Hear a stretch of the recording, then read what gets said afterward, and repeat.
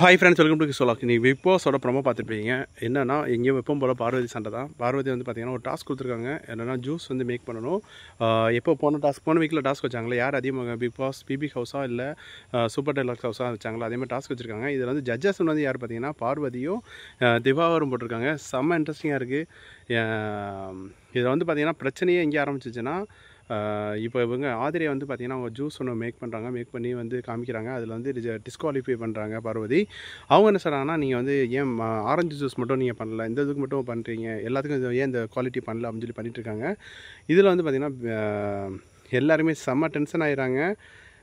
ஃபைனலாக வந்து பார்த்திங்கன்னா கலையரசன் ஸ்க்ரீன்லேயே இல்லை. இப்போ ரீசெண்டாக வந்து பார்த்திங்கன்னா வீக் போக வந்து அப்படியே வந்து பார்த்தீங்கன்னா ஹீரோஷிப் மாதிரி பண்ணுறாரு. அப்படியே பண்ணதுன்னா அந்த டேபிள் எல்லாமே தள்ளி விடுறாரு.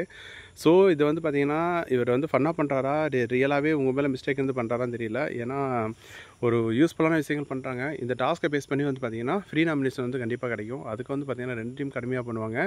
ஸோ மேக்ஸிமம் வந்து டஃப் ஃபைட்டு கொடுத்து போயிட்டுருக்கு. செம்ம இன்ட்ரெஸ்டிங்காக இருக்குன்னு நினைக்கிறேன். இதை பற்றி என்ன நினைக்கிறீங்கன்னு சொல்லி கமெண்ட் பண்ணுங்கள். பிடிச்சிருந்தா லைக் பண்ணிவிடுங்க.